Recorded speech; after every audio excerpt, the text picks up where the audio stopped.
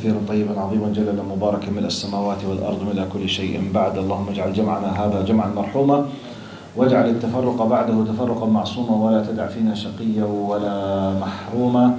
In the name of Allah subhanahu wa ta'ala, the most compassionate, the most merciful, all praise and thanks are due to him and peace and blessings be upon his beloved Prophet Muhammad sallallahu alayhi wa sallam. He who is guided by the will of Allah, no one can misguide him, and he who is misguided, no one can guide him except Allah subhanahu wa ta'ala. It's just a very light, quick messages. Some hints about how can we achieve a happy marriage. Just simple marriage. It's a big issue.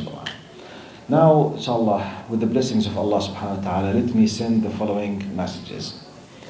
Now, the perspective. The first step to have a happy marriage, inshallah, is how do we view the institution of marriage? How do we look at it? What do I mean by that? Let me compare between what we call about materialistic, secular, liberal perspective versus Islamic. Now, in the liberal world, marriage basically could be a relation between two to enjoy their life. On top of it, the sexual life. One of the main drives, which is part of the human need, yes. In Islam, sexual need or life is one of the marginal aims that need to be achieved. We have a much, much, much bigger perspective towards the institution of marriage. Because marriage is one of the most important elements to fulfill the will of Allah in our existence in this life. This is the first message. What do I mean by that? When Allah addressed the malaika, the angels, about that He is about to create a new creation, قال إني جاعل في الأرض خليفة. I will put on earth a successive authority. Khalifa, which means a group, يخلف بعضهم بعضا, means successive authority. I will create, I will send them down, I want them there to follow my commandments and to be successive in holding the authority and applying. Right. How the reproduction and the application of istikhlaf will happen through the marriage. As if I'm not exaggerating, marriage is the only legal way to fulfill the biggest aim of our existence. What? Yes, marriage is directly related to the concept of istikhlaf. Because without marriage, there is no istikhlaf. Yes. يعني الزول اللي بره ده لازم يقف. ان شاء الله. بس احنا على الهواء طبعا. احنا على الهواء. انا على الهواء. في مشكلة؟ لا مش هقول على الهواء خلاص. انا على الهواء يعني بس صوتك راح يطلع المشكلة احنا بث لانه. جزاك الله خير سامحنا. تحب انا احكي شيء؟ إذا. يعني انا عاوز الشباب كلهم دول يروحوا الاكستنشن. السلام عليكم ورحمة الله. السلام عليكم ورحمة الله. بلاغ من الإدارة العامة. بلاغ من الإدارة العامة. لو سمحتم الشباب الصغار جميعا إلى الإكستنشن. السلام عليكم. Please, youth, please go to the extension. Please leave the main hall and go to the extension now if you please. جزاكم الله خيرا. I think this is enough. طيب, let's go to happy marriage. So the first message, to be in a happy marriage, whether you are about to start, inshallah, a new life, or you are married since few years or since long time, no problem to review, no problem to fix, no problem to have a new start, no problem at all. But the idea, are you aware that marriage is not just living with your spouse to enjoy emotional sexual life? No, it's not. Actually, my understanding for the sexual need or desire or appetite, call it whatever you want, it's created by Allah as a drive to fulfill the purpose. Because if we don't have this urge and need for sexual need and emotional need, if we don't have it, maybe none of us will think about marriage. Because try to imagine, if there is no sexual drive, no appetite, no emotional need, if they do not exist, just try to imagine that you are able to let them be deleted from the equation. What will stay in marriage? Responsibilities, duties, work, bills, burdens. Logically, none of us will think about marriage. Logically. But why should I? That's why Allah subhanahu wa ta'ala, sometimes you understand that I mean by the perspective, to understand the exact value of each thing in this equation. This is the big difference between liberalism and Islam. In liberalism, my desire, my feelings, my sexual need is the priority. That's why I can't stay in one marriage or even one girlfriend. I can't. Because my ultimate goal is to satisfy my sexual need. In Islam, not my ultimate goal to satisfy. It is part of the legal halal things to be satisfied. But we don't build the concept on it. The what if, because this is a big difference. So let's start with this. To have a happy marriage, let's review. Am I looking to the institute of marriage of this? Yes or no? Number one. Number two. To have a happy marriage, you need to think about the end result and consequences of the ajr of thawab of having a family. What? Yes. As a Muslim, you are a human being.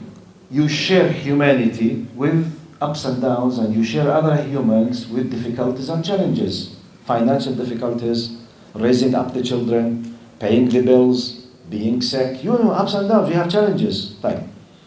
Let's picture the following possibility. You have difficulties, you are not able to bring enough money, or you have very difficult, tough 2 kids, 3, 4, 5, whatever you are facing. Now, how you will be bringing the patience, the sabr, to keep controlling yourself not to be a bad father, or not to react badly, or not to hate, or to have sympathy, empathy, and patience, and not simply to say, I don't care, not to leave the family, or not to kick out your kids in the street. Where will you bring this power from? By the way, all the examples, I know people, I sat with people, I read about people, I saw people. They were simply, okay, tell me about your life simply. My father left us and disappeared. What? Yes, he just felt, I don't want to have responsibility. He just disappeared from our life. What? In Islam, this is haram. But how I will bring this to have the patience, and therefore I will bring the minimum at least of happiness, the concept of ajr and thawab and the akhirah, which does not exist in non-believing system or atheist system or liberal system. I mean, because why should I be patient? Question, why? If I have, okay, I was hoping to have a very nice family with excellent, beautiful 5 kids. For whatever reason, I have a very tough, rude kids. Type, patience. Question, why should I? Here comes, why should I? Why? Logically, anyone, if someone does not fear Allah, he might say, I quote, let them go to hell, I don't care. Does this happen in this world or not? Yes, they are thrown in the street, or he himself disappears. What will let me acquire this power of patience? The concept of faith, and I will be rewarded as a father, in addition to the fact that I am the reason of their existence, and I'm holding responsibility before Allah. And Allah told me, قُوا أَنفُسَكُمْ وَأَهْلِيكُمْ نَارًا وَقُودُهَا النَّاسِ وَالْحِجَارَةِ. The minimum sympathy of love for those whom I was the reason behind their existence, they will go to the hellfire. Simply, I can't say, let them go to hell, but go to hell. What? This is your son. So in Islam, okay, what I will be having in return?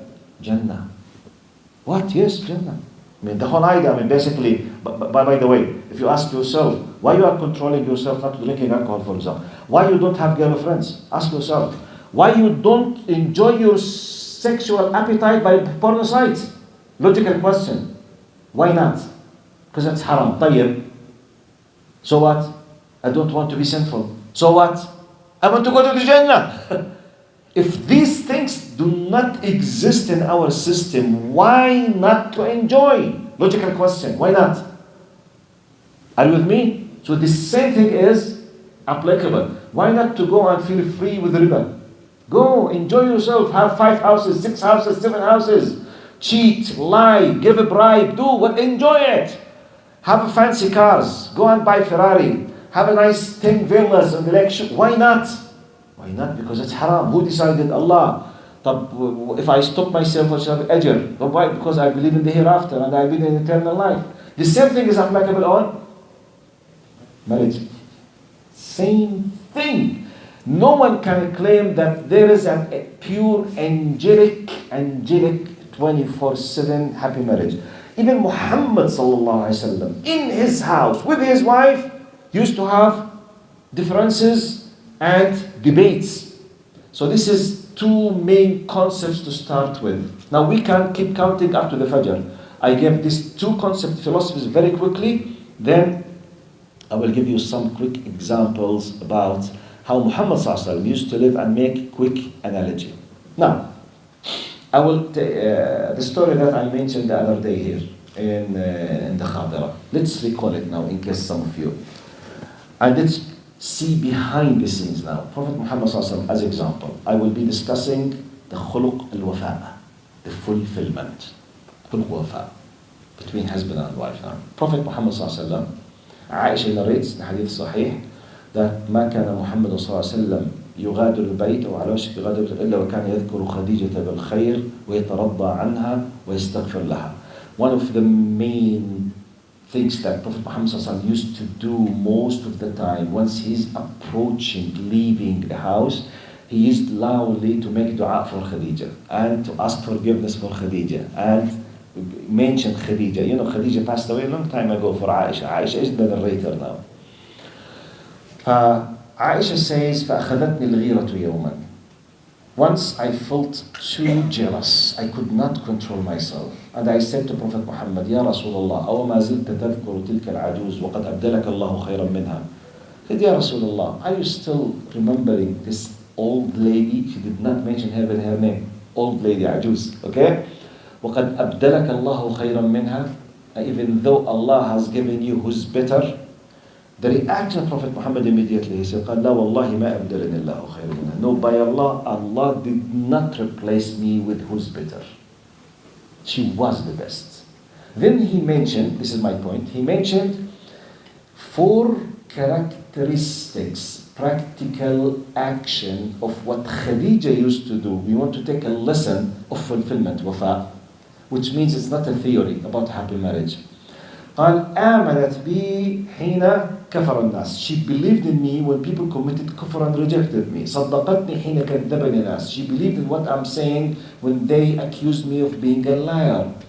قال ووستني بمالها. She supported me with her money because Khadija was rich. رضي الله عنها. Actually, you know, the way how she came to know Muhammad sallallahu alaihi wasallam before Islam 15 years ago, that she used to do trade with her money. And she was astonished when someone, told her why not to put your money with the young man Muhammad to do it. And he came with a lot of profits. They used to steal her all the time. So this is how it comes. So she used to have money, رضي الله عنها. قال ووستني بمالها. She used to always support me. قال ورزقني الله منها الولد. Allah gave me, the offspring from her. رقية وزينب رضي الله عنها وأم كلثوم وفاطمة رضي الله عنهن أجمعين وإبراهيم والقاسم. Now, the first message we say about al-wafa, khuluq al-wafa, the fulfillment, comes not as a philosophy. It's a mutual, I'm talking about wafa between 2 of them. So, one of the beautiful, good, nice things that when we talk about love in marriage, I believe in the following theory. Love starts by marriage. What? Love starts by marriage. There is no love before marriage, by the way. I follow the theory that who says that there is real love before marriage. I believe that he is lying. You know what I mean? Talk about real love now. Before marriage, you admire. You feel attracted. Okay? You thought this is something nice. You liked one of their characteristics, the real deep love. You are ready to sacrifice. You feel happy. You don't think about consequences. You are ready to pay your time and your money and your efforts.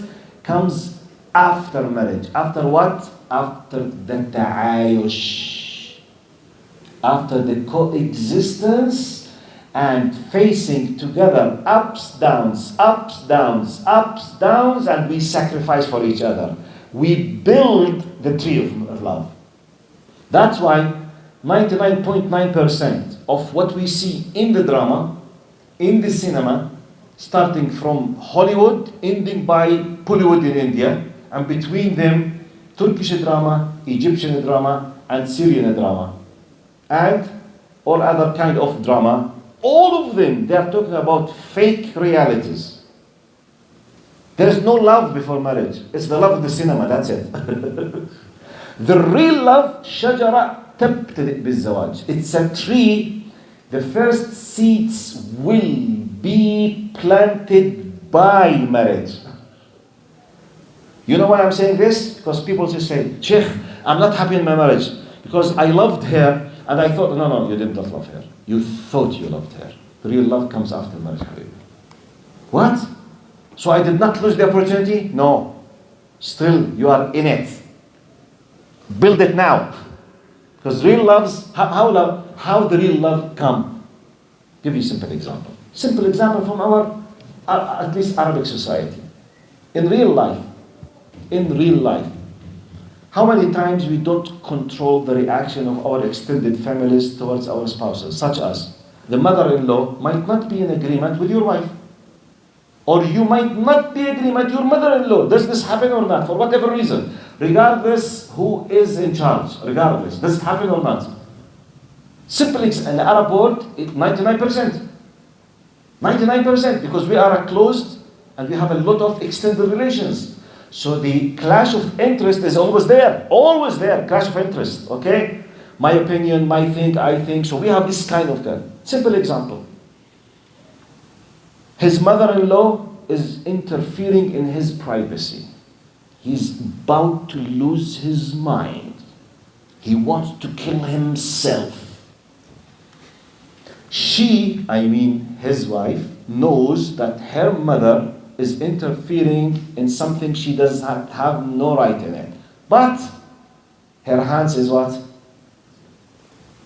She can't do anything. Because if she said something, ما برضى عليك إلى يوم القيامة إلهي يلعنك ويلعن اللي أخذتيه واللي جبتيه ويا بنت ويا كذا إلى آخره. You know, they use this weapon and which means, I don't know, رضا الوالدين, you know, they're afraid. Now, she knows that her mother is doing something wrong, but she can do nothing. Now, she knows in theory he has the right to react badly. He controlled himself for the sake of his wife. This is one of the seeds of plantation for real love. She will appreciate this more than 10 big gifts of gold. Wallahi. Here comes the call, or the opposite now. Completely the opposite now. His mother, as example, is a very tough person. For whatever reason, she interferes in her privacy. She keeps nagging, destroying, doing something bad, whatever. In theory, she has the right to reply. She has the right to defend herself. She knows that he can't do nothing, because one word from him might be عقوق والدين, disobedience. And maybe the mother will be very angry and she will disconnect the relation. It's a disaster will happen. And everyone will know as if he's the criminal. But he is in a very difficult situation. Real love will start when he knows that his wife completely abandoned her rights and she respected the mother even though the mother deserves to be replied to because she respects her husband. By this, we put another seeds of love. I'm talking about real love. Real love is not a philosophy. Real love is not a feelings. Real love comes after practical actions by coexistence. So if we fix this possible misconception, we can restart having, inshallah, a true happy marriage. Right. Give another example and I will finish because I told you it's just a very light dars. It's just to seek the barakah, inshallah, in Ramadan, to go to preparation for the qiyam. Quick advices. If love is lost for whatever, as a feeling, is lost for whatever reason, the bottom line that you have to take care is respect. Be careful. You as a man or you as a woman, if the sisters are listening to us. Who said that love is the only motive for the existence of the family? The bottom line that we can breathe with is respect, not love. This is another misconception.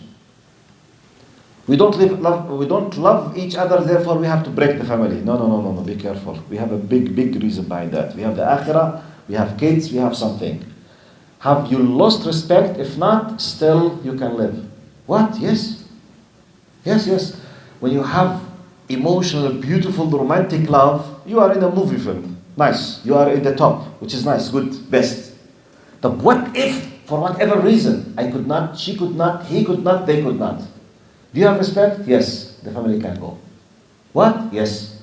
You can live and both of you can go to the Jannah. But I don't love her. If you respect, for the sake of Allah, call it the minimum of love, you can still live and you can have a good family, better 10 times from those who claim that they are seeking love on a hypocritical basis. And both of them, they cheat. I'm talking about liberal style of life. Now, let's be frank. This is another golden rule advice, another one. A golden rule. Be thankful and show the attitude of gratitude all the time. This is one of these best golden rules. You as a man, you as a woman. Whatever he does, he does, Jazakallah khair. Barakallah fi. Thank you, my love. Thank you, honey. Okay? Let him feel that you as a woman have the attitude of gratitude. The same thing. You, when you come home, whatever. She cooked a nice meal. She just cleaned the house. She's taking care of your kids. She had a headache. She could not do whatever. Any simple things she did. Jazakallah khair, habibti. Thank you very much. Barakallah fiki. The best in Egypt, what we say, من إيدين ما نعدمهمش يا رب. Untranslatable طبعا, okay? I can't translate من إيدين ما نعدمهمش يا رب يعني أنا سيا. Untranslatable, okay? Okay, I'm sorry for English speaking, untranslatable, okay? How can I translate you أبشني أبش? تحفر قبري بالإبري حفر. والله if it is translated then it is a disaster. تحفر قبري بالإبري حفر. تشكل آسي. By the way, do you know what does it mean? Do you have Syrians here? Do we have Syrians? Oh my God, even Egyptians, they don't know. Do you know what does it mean, Tushkul Asi? Egyptians, I'm asking the Egyptians now. In Syrian Shami accent, when they say Tushkul Asi, do you know what does it mean? You are Palestinian. You know it, because you are not Egyptian. Tushkul Asi, what does it mean? It's an amazing. You know, the Syrian culture is mind-blowing. With the present expressions, it's the opposite completely. Tushkul Asi, it's the special rose that they are prepared to be put in your grave. Which means they like to burni. It's a high stylic rhetorical language of Tuburni. Tushkul Asi, which means I will be so happy if you spend the time bringing the roses, put it on my grave while I am in death, just for your sake. It's, by the way, if you translate it to English, the English mentality will have jam. What? But how come I will enjoy it when I'm in the grave? It's a metaphor, okay? I mean, the idea is kun shakuran hamidan, kuni shakuran hamidan. Say thank you. Jazakallahu khairan. Thank you for the food. Thank you for the thank you. Thank you. The word thank you, jazakallah khair, barakallah feek, is one of the golden secrets that brings love. One of the other golden things. Close an eye on every simple, silly things. One of the greatest expression in Egyptian accent. You know what is it? What is it? عديها بقى يا شيخ. ما تدقش. وفي رواية ما تدقش بقى يا شيخ. عديها بقى. مشي. مشي. عديها. I mean, don't stuck with every single thing. No. But you have to set priorities. Some certain things really make a trouble because they are priorities. Other things, close your eye as if nothing happened. طنش, yes. Yes, طنش, عديها, ما تدقش. You know, we have many expressions. Just let it go.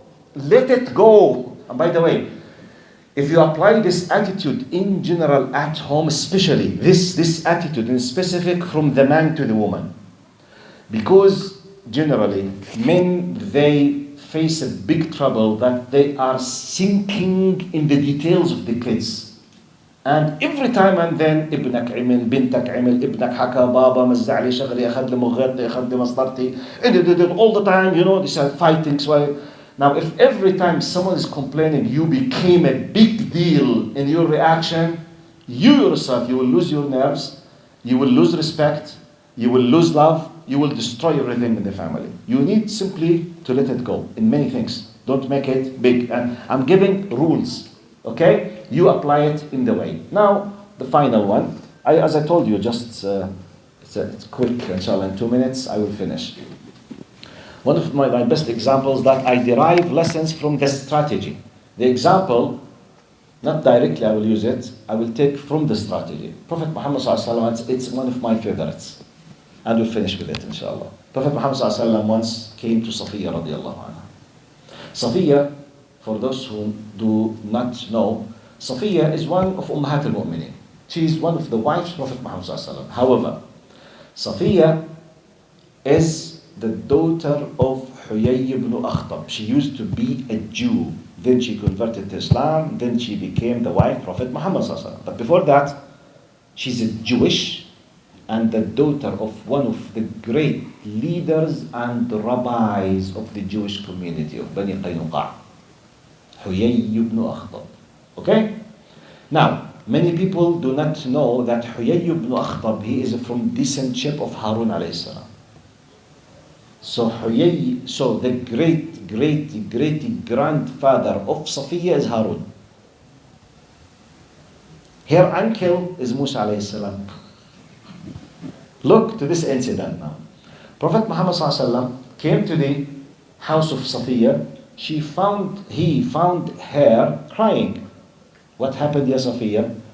He realized that prior to his coming, some kind of clash of interest or touches between her and some of the wives of Prophet Muhammad. The hadith did not tell us who's he. Some of other hadith, they say it might be Aisha. Regardless, one or some of the wives, you know, this kind of quarrel, you said, I said, you did, I did, whatever. So one of them, she said to her, you are the daughter of a Jewish. Which means, you know, they tried just to hurt her. As this kind of competing between the wives. So she felt, you know, as if they are insulting her. So she started crying. Just started crying. Prophet Muhammad ﷺ, try to picture this as an Arab now. Arab leader, great man in his society, founding. You know, we are very emotional people. When your daughter or your wife is crying, you lose your temper. You go and hit, you scream, you use your power. In many cases, this happens. So Prophet Muhammad ﷺ knew that such and such did such and such, and she's crying now. And she felt some kind of injustice treatment. A normal Arab man maybe will go and divorce the one who did it. Or he might say very tough words, or even might slap in the face, normal Arab. This is what many Arabs might do. Now our role model sallallahu alayhi wasallam, in this, she's crying, she received a bad treatment. Look how he did the management of the situation for a happy marriage. He did not say, I will show them, you know what I do, I will, no. He said, Ya Safiya, look, make it down, take it down, try just to calm down everything. قال يا صفية إن عادوا لك فقولي لهن جدي نبي وعمي نبي وزوجي نبي فما لكن.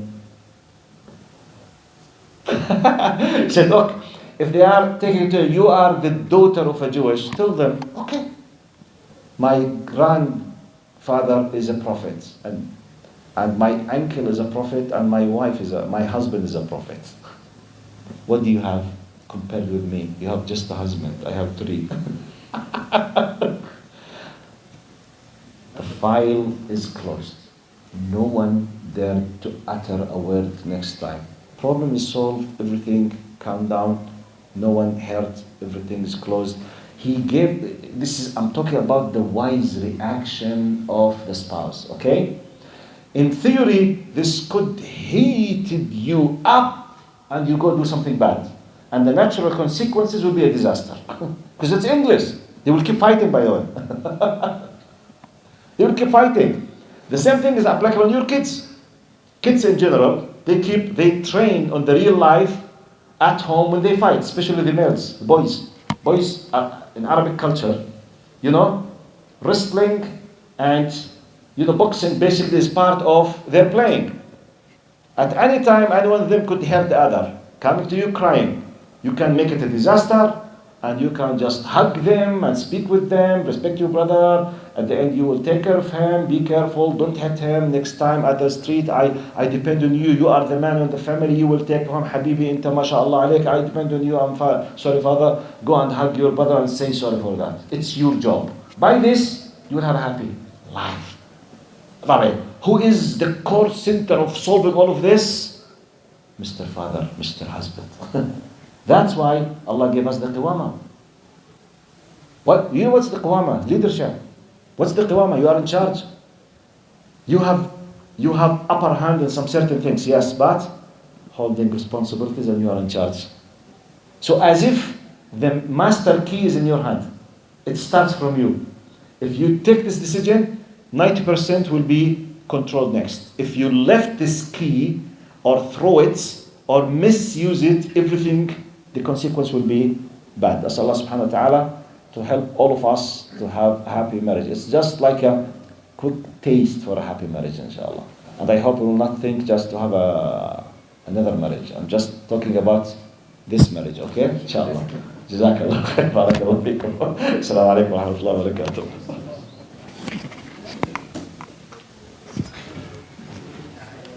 Can I suggest if you're staying with us and your car is away?